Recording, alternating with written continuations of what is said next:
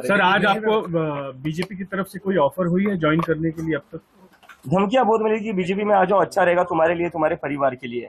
तो मुझे तो मतलब बहुत शर्म आती है कि इतने बड़े प्रधानमंत्री, इतने बड़े अमित शाह, उनके पोते की उम्र का मैं हूँ, उनके पोते की उम्र के बच्चों को इस तरह की धमकियां देते हैं।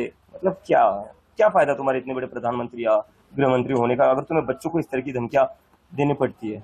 कंगना रनावत की बात अभी जनरेशन आप पूरी खराब कर रहे हैं, जेनजी जनरेशन आप पूरी खराब कर रहे हैं, उनका कल्चर बिगाड़ रहे हैं इस आंदोलन के माध्यम से। पूरे अगर देश के डेमोक्रेसी के लड़ना जनरेशन खराब करना है, अगर सरकार से सवाल करना क्या कौन सा वर्ड है वो, खराब कर रहे हैं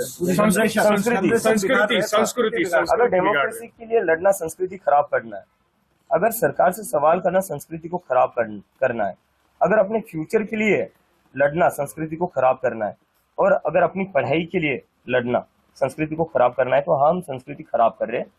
और मैं कहना चाहूंगा बाबा रामदेव जी से कि सर, पतंजलि के जो पोल्ट्री प्रोडक्ट्स बन रहे हैं ना, वो जो खराब हो रहे हैं, पहले उस पर ध्यान दीजिए। उस पर तो सुप्रीम कोर्ट भी बोल रही है उनको बैन कर दो। वो जो आपके खराब प्रोडक्ट्स है, पहले उस पर ध्यान दीजिए आप। संसद में कल जो है राहुल गांधी ने डिमांड की अमित शाह जी का इस्तीफा। किसके कहने पे गोलियां चलाई गई, उसका जवाब मांग रहे थे, आप क्या कहेंगे? मुझे लगता है इसका आंसर तो बहुत ही क्लियर है। अमित शाह जी के कहने पर ही गोलियां चली होंगी। दिल्ली पुलिस जो रिपोर्ट करती है वो अमित शाह जी को ही करती है, और अगर अमित शाह जी को इसका पता नहीं होगा तो फिर तो होम मिनिस्टर का फेलियर है। लेकिन वही बीजेपी की ओर से बयान आ रहा है कि किसी भी तरीके की गोलियां चलाई नहीं गई। प्रोटेस्ट पैलेट गन्स चलाई गई है, लोग अंधे हुए हैं। पैलेट गन्स मैंने खुद देखी चलाते हुए, हॉस्पिटल में क्रिटिकल थे वो पेशेंट्स। और गोलियां क्या नहीं चली? बिहार में क्या हुआ है? AK-47 बिहार में क्या हुआ? AK-47 किसने चलाई? किसकी सरकार है वहां पर? मतलब देश के बच्चों के ऊपर तुम AK-47 चला रहे हो। एक टाइम था इस देश में AK-47 चलाई जाती थी आतंकवादियों पर, अजमल कसाब पर। जब पार्लियामेंट पर अटैक हुआ था तब AK-47 चलाई जाती थी। आज AK-47 चलाई जा रही है स्टूडेंट्स पर। क्या आने वाले दिनों में अगर विपक्ष कोई अगर बड़ा मुद्दा लेता है सरकार के खिलाफ, तो क्या कॉकरोच जनता पार्टी उसमें सहभाग लेंगे, उन्हें सपोर्ट करेंगी? मुझे लगता है अभी सिर्फ विपक्ष ने, इस पूरे देश को एक साथ आने की जरूरत है। इस देश में जो लोकतंत्र है, जो चीजें चल रही है, अभी भी क्या हुआ, हमारा प्रोटेस्ट खत्म होकर कुछ दिन ही हुए, सरकार ने आश्वासन दिया था कि किसी भी स्टूडेंट्स को तंग नहीं करेंगे, लेकिन फिर भी स्टूडेंट्स के घर जाकर उनको धमका रहे हैं, उनको डिटेन कर रहे हैं, उनको अरेस्ट की धमकियां दे रही है। एक तरीके से लोगों की आवाज दबाने की जो कोशिश की जा रही है, उससे तो एक चीज साफ पता चलती है, ये सरकार डेमोक्रेसी में बिलीव नहीं करती है, लोकतंत्र में बिलीव नहीं करती है।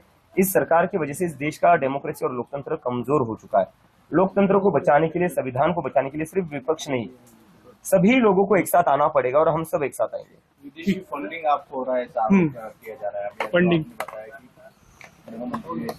मुझे लगता है अगर हमें विदेशी फंडिंग मिल रही है या हमें विदेश से कंट्रोल किया जा रहा है, तो ये तो अमित शाह जी का फेलियर है। फिर अमित शाह जी को भी रिजाइन देना चाहिए। इतने बड़े चाणक्य के होने के बावजूद विदेश से फंडिंग कैसे आ रही है, विदेश से कैसे कंट्रोल हो रहा है? सर, शिक्षा मंत्री पर प्रियंका गांधी ने जो बयान दिया, उसके ऊपर आप क्या कहेंगे? बयान क्या था, मैंने सुना? उन्होंने कहा था कि प्रियंका गांधी ने कहा कि ये भी वैसे जिसको हटाया गया बस उनकी रिप्लिका है। हाँ, मतलब अब देखो बीजेपी में क्या है, उनके पास लोग भी तो नहीं है। अभी मैंने देखा वो शिक्षा मंत्री का कोई वीडियो वायरल हो रहा है, जहाँ पर वो जो गुजरात में बिल्किस बानो का रेप हुआ था, उसके रेपिस्ट का स्वागत कर रहे थे।